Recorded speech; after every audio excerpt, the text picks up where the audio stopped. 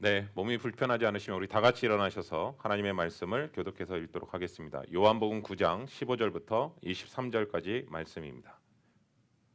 그러므로 바리새인들도 그가 어떻게 보게 되었는지를 물으니 이르되 그 사람의 진흙을 내 눈에 바르매 내가 씻고 보나이다 하니. 바리새인 중에 어떤 사람은 말하되 이 사람이 안식일을 지키지 아니하니 하나님께로부터 온 자가 아니라 하며, 어떤 사람은 말하되 죄인으로서 어떻게 이러한 표정을 행하겠느냐 하며 그들 중에 분쟁이 있었더니, 이에 맹인되었던 자에게 다시 묻되 그 사람이 내 눈을 뜨게 하였으니 너는 그를 어떠한 사람이라 하느냐. 대답하되 선지자이다 하니. 유대인들이 그가 맹인으로 있다가 보게 된 것을 믿지 아니하고 그 부모를 불러 묻되, 이는 너희 말에 맹인으로 났다 하는 너희 아들이냐. 그러면 지금은 어떻게 해서 보느냐. 그 부모가 대답하여 이르되 이 사람이 우리 아들인 것과 맹인으로 난 것을 아나이다. 그러나 지금 어떻게 해서 보는지 또는 누가 그 눈을 뜨게 하였는지 우리는 알지 못하나이다. 그에게서 물어보소서. 그가 장성하였으니 자기 일을 말하리이다. 그 부모가 이렇게 말한 것은 이미 유대인들이 누구든지 예수를 그리스도로 시인하는 자는 출교하기로 결의하였으므로 그들을 무서워함이러라. 네, 23절은 다 같이 읽겠습니다. 이러므로 그 부모가 말하기를 그가 장성하였으니 그에게 물어보소서 하였더라. 아멘. 네, 자리에 앉아 주시기 바랍니다. 네. 몇십 년 전에서요, 한국에서 큰 논란이 일어나고 있었습니다. 왜냐하면 그때 당시에 이슈가 뭐였냐면 학력 논란이라는 이슈가 계속 펼쳐졌었거든요. 근데 우리가 가수 타블로라는 가수가 있는데요. 그 타블로 가수가 스탠포드 대학교를 3년 반 만에 학사, 석사 조기 졸업을 했었습니다. 그런데 그 사건이요, 오히려 논란이 됐었어요. 왜냐하면 2007년부터 2012년까지 타블로가 정말 스탠포드 대학을 졸업했냐라는 의혹을 계속해서 제기하는 사람들이 많았었습니다. 결국은 타블로는 자신이 스탠포드 대학 졸업한 게 맞다라고 얘기하게 됩니다. 그리고 더 이상 사람들이 이제 그 소식이 이제 잠잠해질 줄 알았는데 아니 계속해서 의혹을 제기하는 거예요. 결국은 어떻게 됐냐면 학교에서요, 스탠포드 대학교에서 타블로가 정말 졸업한 게 맞다라고 공식적으로 얘기해 줬습니다. 그래도 잠잠하지 않은 거예요. 그래서 이제는 또 언론이요, 직접 스탠포드 대학교에 가서 직접 교수님을 만나고 또 함께 했던 친구들을 만나면서 인터뷰하는 내용까지도 펼쳐지게 돼서 언론에서조차도 맞다, 스탠포드 대학교를 졸업한 게 맞다라는 것을 얘기합니다. 그런데요, 이런 상황이 펼쳐졌음에도 불구하고 많은 사람들이요 믿지 않았습니다. 여전히 인터넷에는 어떤 글들이 올라오냐면 그럴 리 없다, 이거 지금 조작하고 있는 것이다, 증거를 다시 가져와라, 막 이런 얘기들이 계속 여전히 펼쳐졌었습니다. 그래서 결국은 또 타블로가 어떻게 했냐면 자신의 성적표를 공개했습니다. 스탠포드 대학교 다니는 동안에 자신의 성적을 공개하겠습니다. 그리고 다시 한번 학교에서 찍은 그 성적표가 사실이라는 것을 다시 한번 또 보여줬습니다. 그리고 다시 또 언론에서도 맞다라고 또 얘기를 했습니다. 그런데요, 그래도 사람들의 반응은 뭐냐면 믿어둘 수 없다. 여러분, 이거 계속해서 논쟁이 벌어졌거든요. 근데 왜 그랬을까? 왜 그들은 계속해서 타블로의 그러한 상황들에 대해서 믿지 못했을까? 정확하게 얘기한다면 그들 마음속에요, 이미 결론을 내려놨기 때문에 그렇다고 생각합니다. 사람은요, 진실을 보고 판단할 것 같지만 사실은 자기 생각으로 진실을 판단합니다. 타블로 씨가 마지막에 이 인터뷰 내용을 하는데 참 가슴이 아프더라고요. 뭐라고 얘기했냐면 이건 못 믿어서 그런 게 아니고 저를 안 믿는 거잖아요. 오늘 본문에 등장하는 그 장면이 등장하는데요, 태어날 때부터 앞을 보지 못하던 사람이 예수님을 만나서 눈을 뜨는 그 장면이 우리가 앞에 지난주에 나눴던 말씀의 본문의 배경입니다. 여러분, 분명히 이건 기적이거든요. 그리고 실제 일어난 사건이었거든요. 그런데 저는 놀랍게도 이 본문 말씀을 계속 읽다 보니까 사람들이요 전혀 기뻐하지 않아요. 정말 엄청난 사건인데 사람들이 전혀 기뻐했다라는 내용이 없어요. 오히려 뭐라고 했냐면, 야, 정말 이 사람 맞아? 정말 이 사람 처음부터 맹인이었을까? 아니, 오늘 본문 사건을 보면서 오늘 유심히 보시면 네 종류의 사람들이 등장하거든요. 첫 번째는 주변 사람들이 등장해요. 두 번째는요, 바리새인들이 등장해요. 그리고 세 번째는요, 맹인된 부모가 등장하고요. 네 번째는 맹인이 눈 뜬 사람이 등장하게 되는 모습을 보게 됩니다. 분명히 네 사람들의 공통점은 뭐냐면 같은 기적을 봤고요. 같은 것을 사건을 경험했다라는 것은 다 공통점이에요. 그런데 반응은요, 이 네 종류의 사람들이 다 달랐다라는 사실을 보게 됩니다. 어떤 사람은 이 사건을 통해서 굉장히 놀라워합니다. 어떤 사람은요, 이 사건을 통해서 의심을 하게 됩니다. 또 어떤 사람은 이 사건을 통해서 두려워하기 시작합니다. 또 어떤 사람은 이 사건을 통해서 담대하게 증언하는 모습으로 펼쳐집니다. 그리고 그 이야기는 오늘 살아가고 있는 우리들에게, 이 성경을 대하고 있는 우리에게 질문합니다. 나는 이 네 종류의 사람 중에 어떤 사람인가? 이 부분을 성경은 우리에게 질문하고 있습니다. 요한복음 9장 8절부터 9절 말씀을 보겠습니다. 이웃 사람들과 전에 그가 거리는 것을 보았던 사람들이 이르되 이는 앉아서 구걸하던 자가 아니냐. 어떤 사람은 그 사람이라 하며 어떤 사람은 아니라 그와 비슷하다 하거늘 자기 말은 내가 그라 하니. 아멘. 여러분, 이웃 사람들, 나면서부터 눈을 뜨지 못했던 그 사람을 어렸을 때부터 본 사람들이 있었고요. 또 주변의 사람들이 놀라기 시작합니다. 생각해 보세요. 평생 맹인으로 봤었는데 갑자기 눈을 뜨고 나타나니까 주변 사람들이 놀라기 시작합니다. 이 사람 정말 맞아? 또 어떤 사람이 이런 거예요. 아니야, 그 사람 아닐 거야. 혹은 그냥 닮은 사람 아닐까? 이게 주변 사람들의 다 반응들이었거든요. 근데 분명한 거는 그가 평생 구걸하던 사람이었거든요. 그리고 항상 그 사람이 구걸하는 것을 봐왔거든요. 분명히 늘 그 자리에 앉아 있었던 사람이라는 것은 다 알았단 말이에요. 그리고 눈을 뜨지 못한 채, 아, 저 사람은 부모의 죄 때문이야. 아니야, 저 사람 본인의 죄 때문에 저런 거야. 라고 사람들은 늘 봐왔던 사람이거든요. 근데 생각해 보세요. 그러다 어느 날 그가 눈이 떴어요. 그리고 자신을 향해서 걸어오는 거예요. 그러면 얼마나 사실은 놀라운 상황입니까? 이거는 정말 눈에서 의심할 수 없는 상황이 펼쳐지거든요. 그런데 오늘 본문을 말씀을 유심히 보면 확신하지 못합니다. 우리 같으면 당연히 확신할 텐데 전혀 확신하지 못한 상황을 보게 됩니다. 분명히 그 사람을 잘 아는 사람들이었습니다. 그 사람에게 일어난, 분명히 잘 아는데 왜 확신하지 못할까? 예, 그 사람에게 일어난 은혜를 알지 못하기 때문에 그렇습니다. 여러분, 그들은요, 은혜를 경험한 사람들이 아니라 은혜를 구경하는 사람들이었기 때문에 그렇습니다. 그래서 이런 반응이 나오는 겁니다. 정말 맞아? 닮은 사람 아니야? 은혜를 구경하는 사람은 이렇게 반응합니다. 사랑하는 성도 여러분, 은혜를 경험하는 사람과 은혜를 구경하는 사람의 차이가 바로 여기에 있습니다. 은혜를 경험한 사람은요, 확신합니다. 은혜를 구경하는 사람은요, 의심합니다. 교회 안에서도요, 이런 사람들이 있습니다. 말씀을 들어요. 간증도 들어요. 그리고 다른 사람의 변화된 모습을 봐요. 그리고 그 사람이 정말 기도 응답을 체험하는 것도 보게 돼요. 누군가는 삶이 바뀌는 모습도 보게 돼요. 또 우리 가까이 있는 사람이 정말 절망 가운데 있었는데 정말 하나님께서 기도 가운데 응답하셔서 회복의 역사를 보기도 해요. 근데 여전히 그렇게 얘기합니다. 정말 그런 건가? 정말 과연 하나님이 역사하신 건가? 아이, 우연 아니야? 왜 그럴까요? 그 사람은요, 은혜를 경험한 사람이 아니라 은혜를 구경했기 때문에 이런 반응이 나오는 겁니다. 사랑하는 성도 여러분, 신앙은요, 구경하는 거 아닙니다. 신앙은요, 경험하는 것입니다.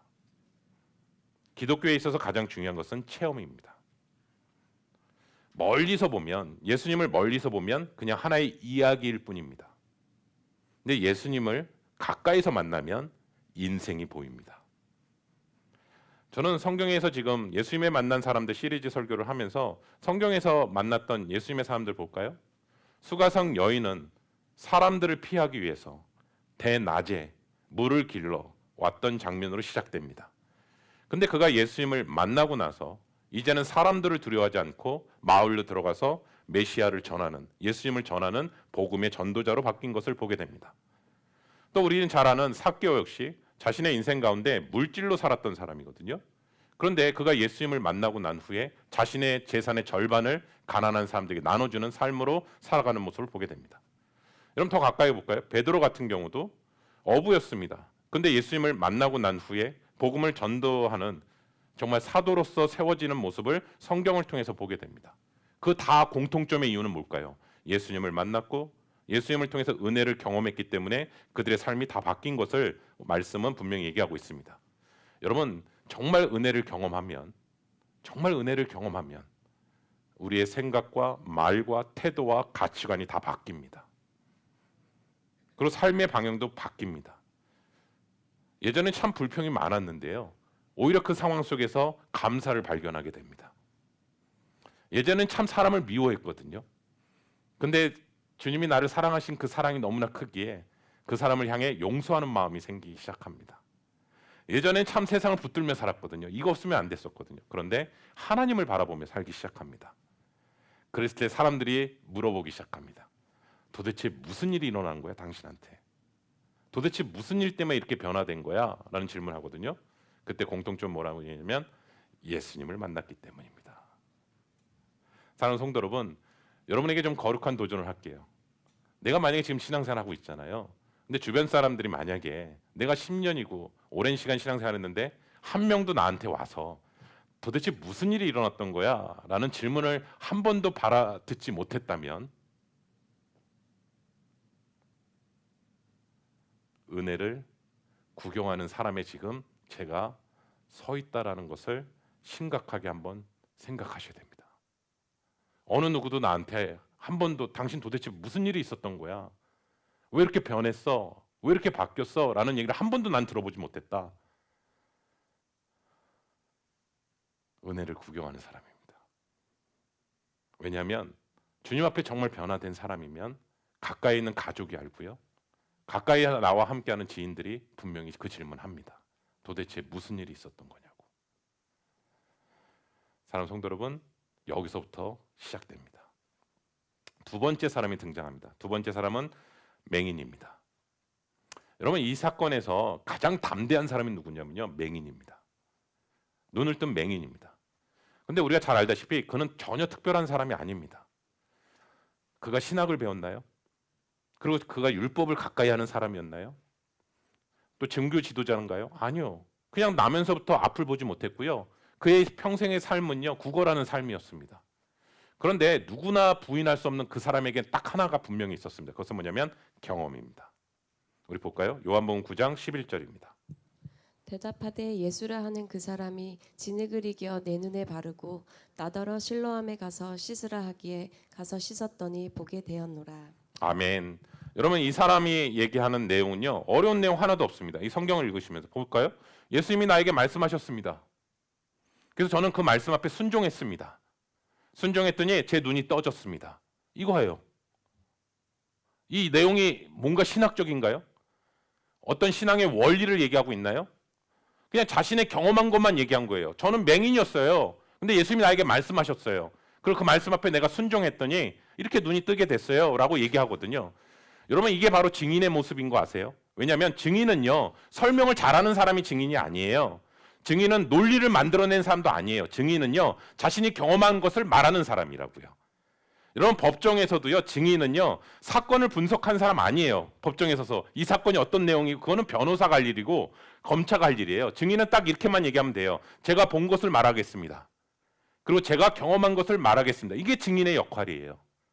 복음도 마찬가지인 거 아세요? 우리가 복음을 전할 때 우리가 거창하게 설명해야 된다고 자꾸 생각해요. 아니요. 어떤 사람들이 이렇게 얘기해요. 저는요, 성경을 잘 모르기 때문에 전하지 못하겠어요.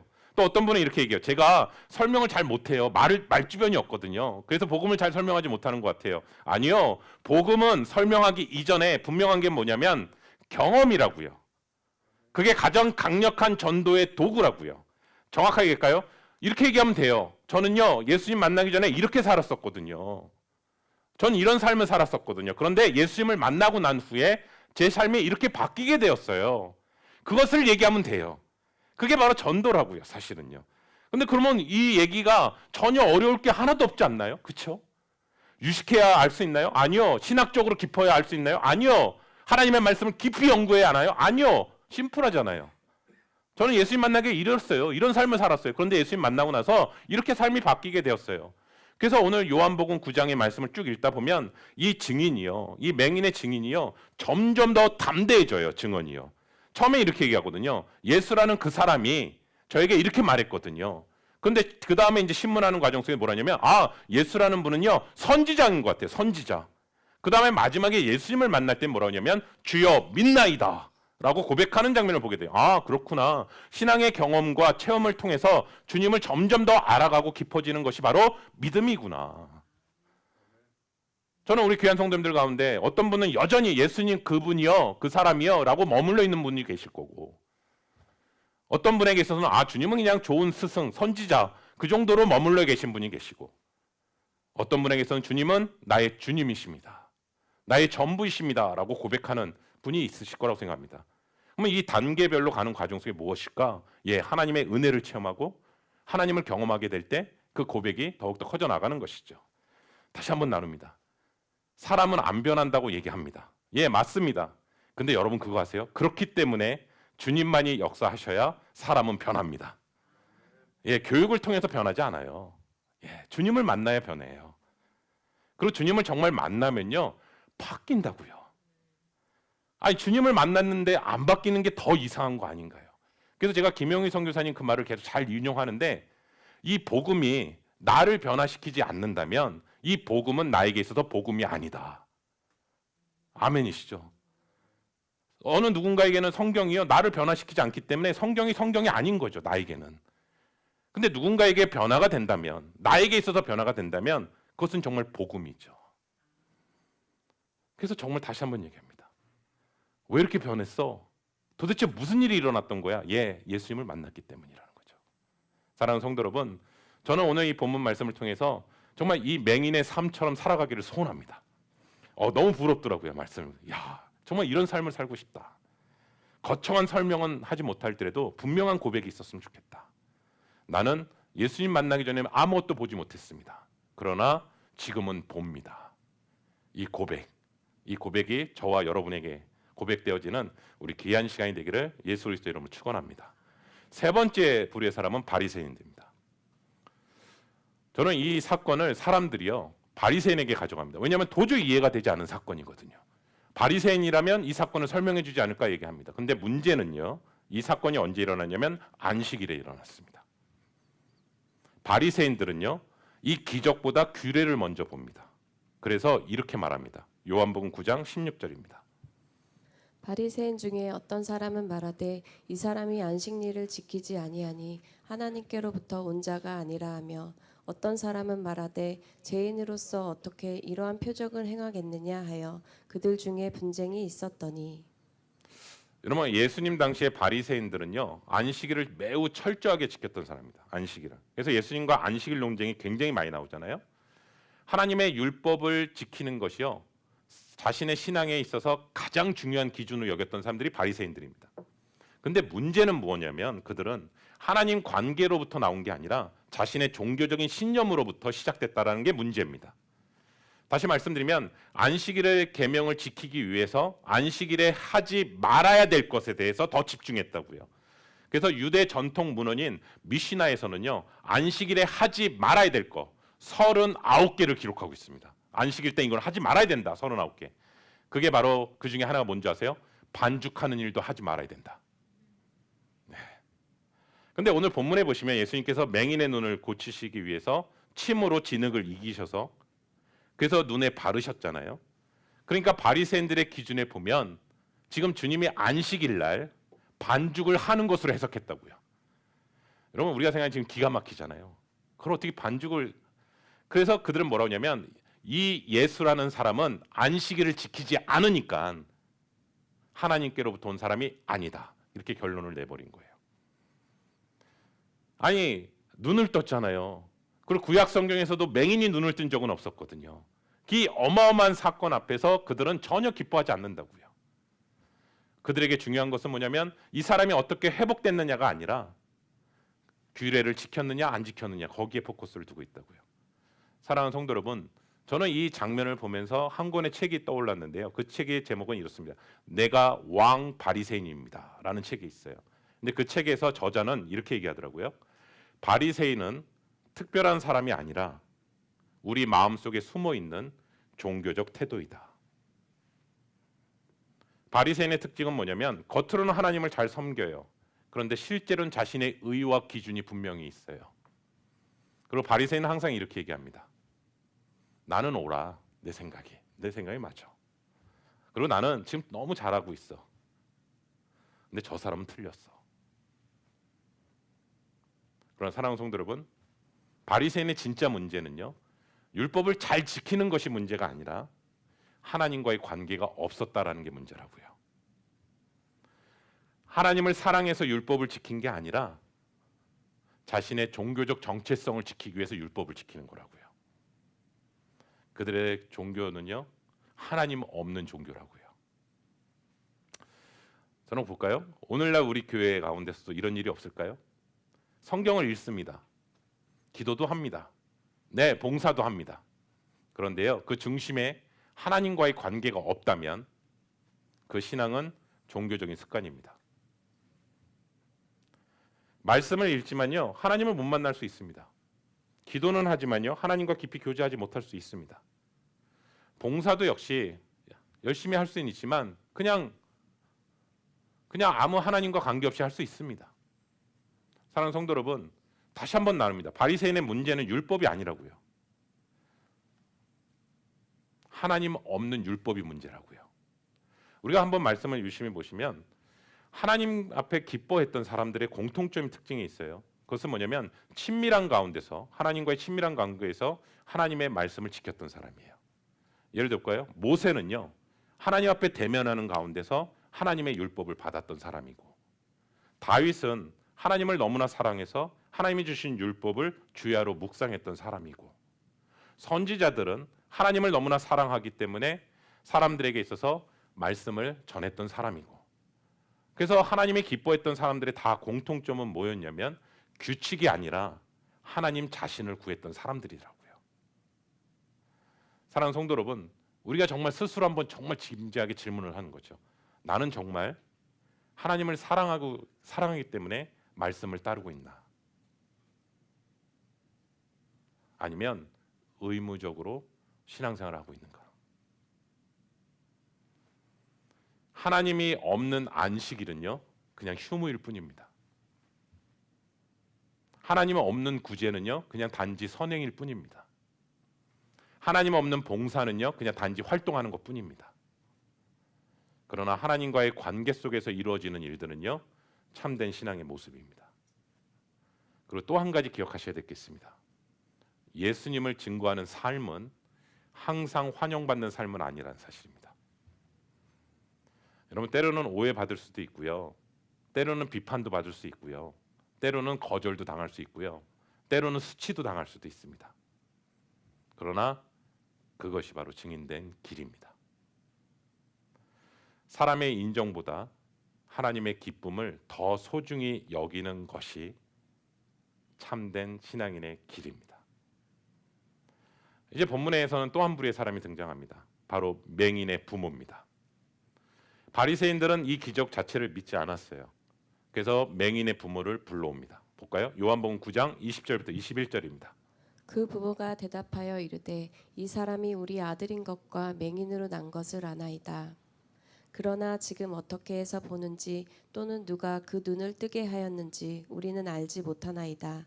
그에게 물어보소서. 그가 장성하였으니 자기 일을 말하리이다. 아멘.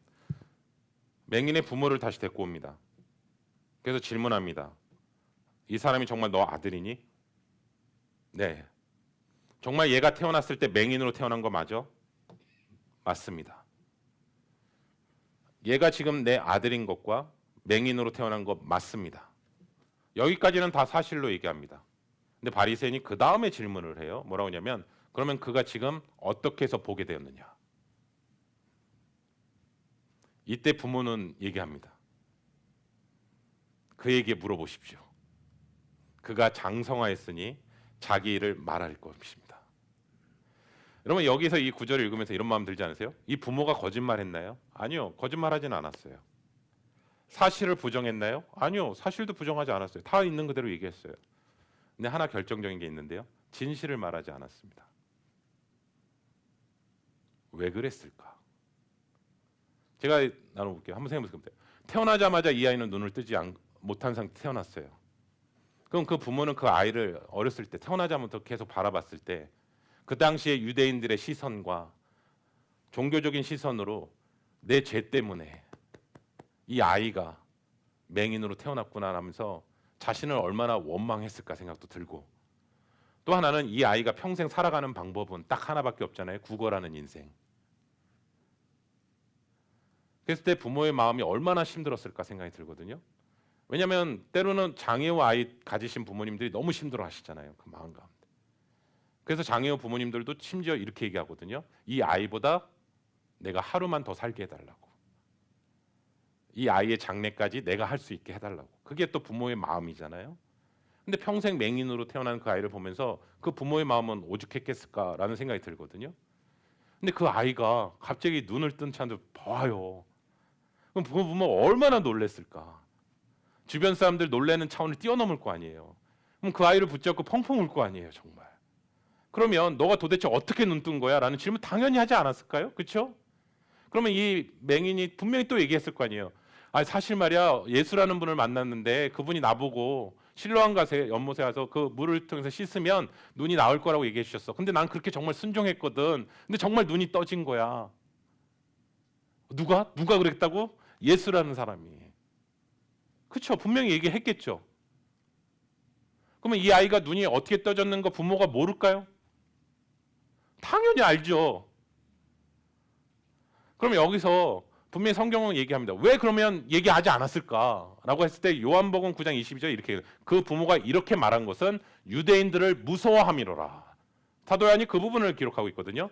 왜냐하면 유대 사회에서 회당은요, 단순하게 예배드린 장소가 아니에요. 왜냐하면 종교의 중심이고요. 또 하나는 사회생활의 중심이고요. 또 하나는 공동체의 중심이라고요. 그런데 회당에서 쫓겨난다라는 거예요. 예수를 주라고 시인하면, 예수를 전하게 되면 회당에서 쫓겨난다라는 거예요. 그러니까 단순하게 교회 못 나오는구나, 그 차원이 아니라 사람들과의 관계가 끊어지게 되고 집으로부터 쫓겨나게 되고 공동체 생활에서 할 수가 없게 되고, 내가 만약에 비즈니스를 하고 있다 그러면 저 사람은 예수 믿는 사람이야 그러면 그 가게에 가서 사람들이 가지 않는다고요. 그러니까 철저하게 모든 것들이 다 끊어지는 거라고요. 그러니까 부모의 상황 속에서는 기쁨이기도 하지만 너무나 큰 압박이 되는 거예요. 아니, 좋은데 좋지 않은 환경이 펼쳐지는 거라고요. 그래서 그 부모 입장에서는 딱 두 가지를 선택하는 거예요. 두려움을 따를 것인가, 믿음을 따를 것인가, 고백을 할 것인가, 안전을 선택할 것인가. 그 갈림길에 지금 서 있는 거예요, 부모는요. 근데 결국은 부모는요, 두려움을 선택합니다. 그래서 요한복음 이야기 속에서는요, 오늘 본문 말씀 유심히 보면 더 이상 그 부모의 이야기는 등장하지 않습니다. 그러나 이 아들의 이야기는 계속해서 펼쳐집니다. 사랑하는 성도 여러분, 성경은 분명히 이 두 가지 맹인의 부모와 맹인을 대비시키면서 얘기하고 있습니다. 맹인의 부모도요, 엄청난 체험입니다. 평생 눈을 뜨지 못한 그 아이를 평생 바라봤다가 눈이 떠진 사건은요, 맹인의 부모에게서도 너무나 큰 기적의 사건입니다. 그런데 두려움 때문에 증인은 되지 못합니다. 반대로 맹인은요, 우리가 말씀을 읽다 보면 회당에서 쫓겨납니다. 사회적으로 오히려 고립됐습니다. 여러분 생각해 보세요. 눈이 멀었을 때는 쫓겨나지는 않았을 때다고요. 근데 오히려 눈이 떴는데 모든 것은 오히려 더 안 좋아져 버렸다고요. 다 끊어지고요. 그런데 성경은 얘기합니다. 그가 바로 예수님의 증인이 되었다고요. 사랑하는 성도 여러분, 우리에게도 또 갈림길이 늘 있는 것 같습니다. 안전을 선택할 것인가? 정말 진실을 선택할 것인가? 부모는 사람을 두려워했고 맹인은 예수님을 붙들었습니다. 부모는 침묵했고요. 맹인은 증언했습니다. 다시 한번 나눕니다. 이 요한복음의 이 사건의 스토리는 부모가 아니라 맹인의 이야기로 펼쳐집니다. 사랑하는 성도 여러분, 이 장면을 통해서 우리는 이 이야기를 남의 이야기로 들을 수 없습니다. 왜냐하면 이 부모의 신앙의 모습이 우리의 신앙의 모습과 너무나 닮아 있습니다. 믿음은 있지만 대가는 치르고 싶지 않고, 그래서 침묵을 선택하는 신앙. 근데 성경은 우리에게 다시 한번 얘기합니다. 이것을 두려워하는 것이 오히려 믿음이 멈춰지는 상태다. 우린 종종 부모님처럼 신앙생활을 하는 것 같습니다. 왜냐하면 거짓말은 안 해요. 그런데요, 진실도 말하지도 않아요. 신앙생활을 부정하지는 않아요. 그런데 신앙생활을 드러내지도 않아요. 사랑하는 성도 여러분, 신앙의 길에는 언제나 두려움이 있습니다. 그러나 진짜 믿음은 두려움이 없는 믿음이 아니라 두려움 속에 서 있는 믿음입니다. 여러분, 초대교회 성도들, 이 말씀이 쓰여졌던 초대교회 성도들, 지금 우리가 상상하기 어려운 박해를 당했습니다. 여러분, 특별히 요한계시록의 시대의 그 배경은요, 특별히 로마 황제가 누구였냐면 도미티안 황제였거든요. 근데 그때는 엄청난 박해가 임했던 시대였습니다. 그때 그리스도인들이 너무나 많은 그리스도인들이 죽습니다. 그런데 왜 이렇게 많이 죽는지 아세요? 그때 그리스도인들이요? 범죄를 저질러서요? 아니요. 단지 이렇게 말했기 때문에 죽습니다. 뭐라고 얘기하냐면 황제는 신이 아니다. 오직 주님만이 신이시다. 이 고백을 했기 때문에 화형당하거나 동물에게 찢겨서 죽거나 칼에 의해서 죽임을 당한 겁니다. 이 고백을 하지 않으면 죽을 이유가 하나도 없습니다. 황제는 신이 아니다. 오직 주님만이 하나님이시다. 이 고백을 했기 때문에 그들은 핍박을 받고 죽음의 자리에 몰리게 된 겁니다. 그런데 저는 그러한 상황 속에서 요한계시록에 하나님께서 그 박해당하는 그리스도인들을 향해서 하나님께서 뭐라고 말씀하시는가? 요한계시록의 말씀을 보면 하나님께서 이렇게 말씀하십니다. 두려워하지 마라. 끝까지 충성하라. 내 이름을 증거하라. 주님이 말씀하시네요. 두려워하지 마라. 끝까지 충성하라. 내 이름을 증거하라.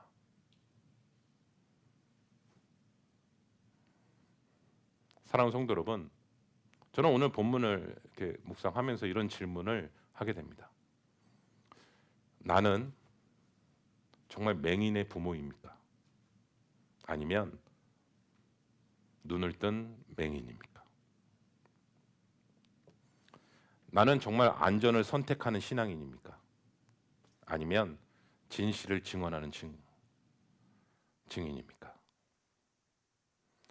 증인은 특별한 사람이 아닙니다. 증인은 이렇게 말한 사람입니다. 사람에게 쫓겨날 때요. 오늘 말씀 다음 주에 같이 나누지만 사람에게 쫓겨나잖아요. 그거 아세요? 주님이 가까이 오십니다.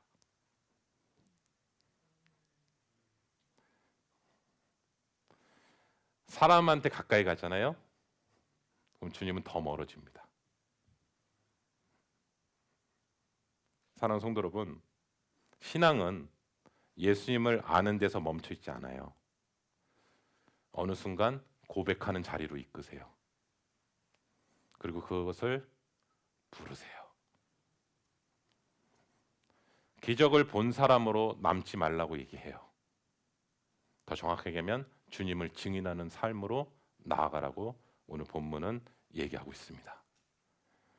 오늘 말씀 가운데 여러분에게 거룩한 도전이 됐으면 좋겠습니다. 나는 그냥 주변의 사람들이었나? 내 신앙은 그냥 은혜를 보면 그냥 같이 구경하는 자리에서만 만족해 있지 않나? 아니면 두 번째 바리새인 신앙 아닌가? 모든 게 나만 옳은 것 같고 다른 사람 정죄하고 다른 사람 판단하고. 여러분, 정말 죄 중에 제일 무서운 죄가 뭔지 아세요? 교만이거든요. 다른 죄는요, 본인이 알아요. 수치스럽다라는 걸.